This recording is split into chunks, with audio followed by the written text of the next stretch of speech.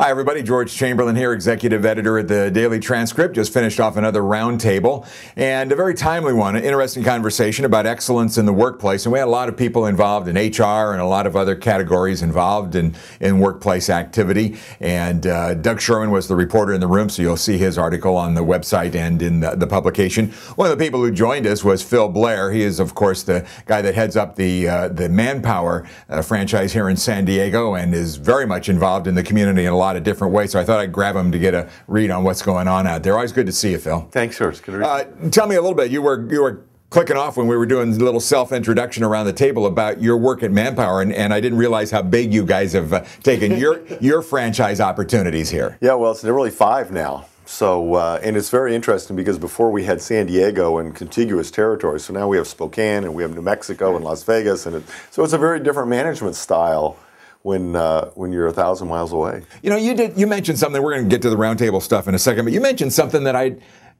never thought, I said to myself as you were saying, I don't think I've ever heard Phil talk about this, and that's how you do your work, about how Manpower contracts with a company to find somebody to fill a position. Explain how the dynamics of that, or vice versa, yeah. Well, especially in this economy, George, temp to hire is becoming very popular because people are, I think I need these 10 people, but I'm not sure. Mm-hmm. And I don't have an HR department anymore, or I used to have 10 people in it, now I have 2. So they're coming to firms like Manpower and say, send me 10 people, and if business stays the way I anticipate it will, I want to hire them at the end of the waiting period. Sure. So it's a great way to save money on recruiting, and it's a great way for me to attract good people because 50% of my people come to Manpower because they want a permanent job. The other 50 want to stay temps.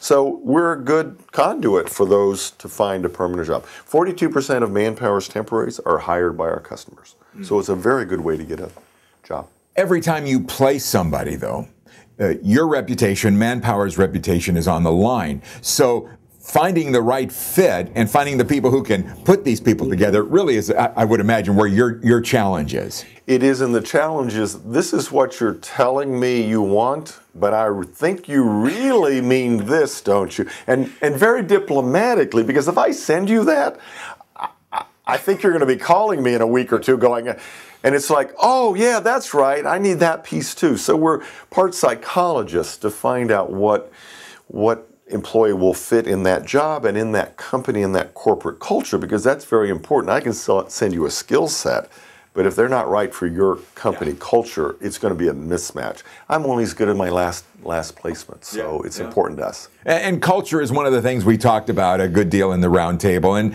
every company is different. Every company is going to have a different perspective on how they do their business, how flexible they are, what kind of things they offer. So that culture today is really important in a world where so many things seem to be still in transition. Well, and changing every day with technology, with younger workers and where they want to work, how they want to work, literally at the office or from home. Am I challenged and excited because you've got a new exciting product, or you are loving technology and bringing it to me? Mm-hmm. So those are important issues, and you've got to get the right personality and skill set in the right corporate culture, and that's the important thing, and that's what keeps our job so interesting, because our product's people. Yeah. So it's changing all the time. It's all the time.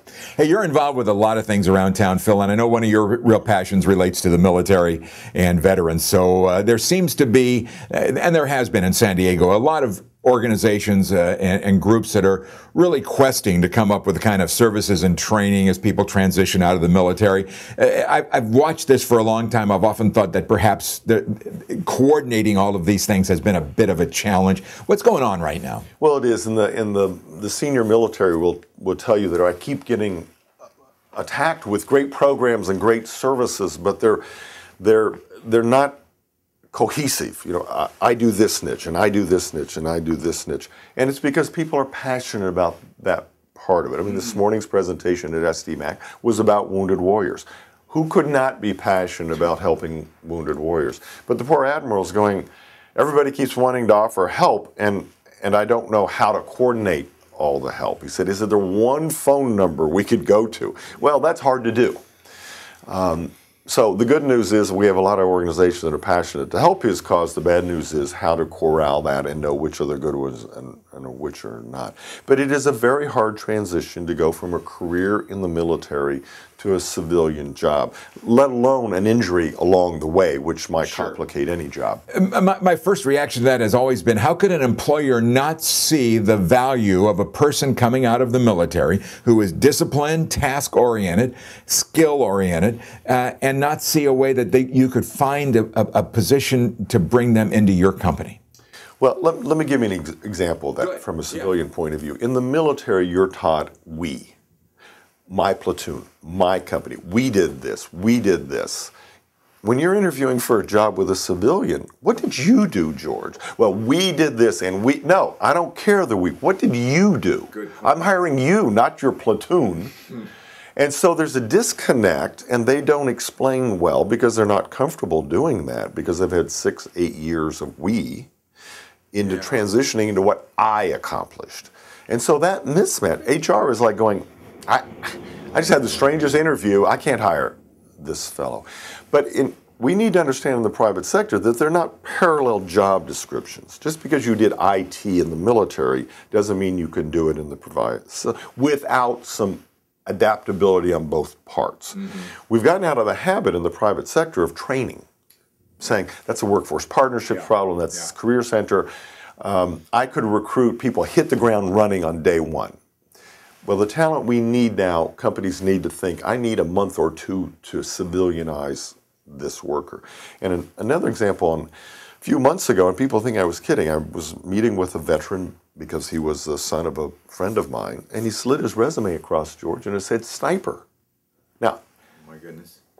That afternoon, I happened to be speaking to a HR group of 150 people, and I said, here's an example I had today.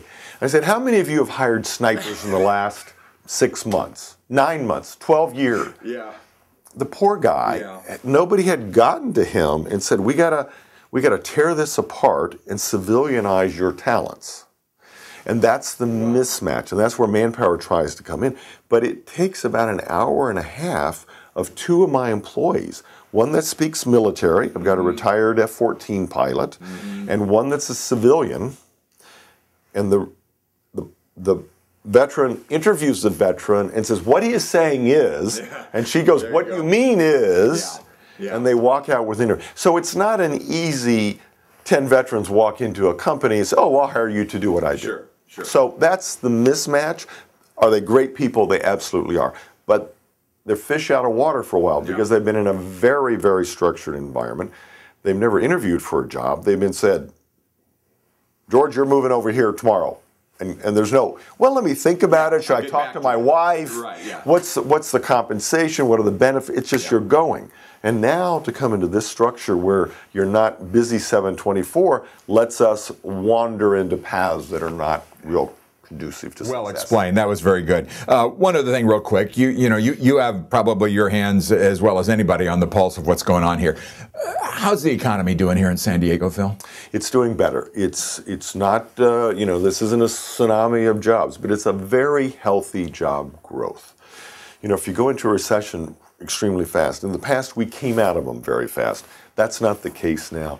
We're not going to see 4.5% unemployment in San Diego 5 years, if ever.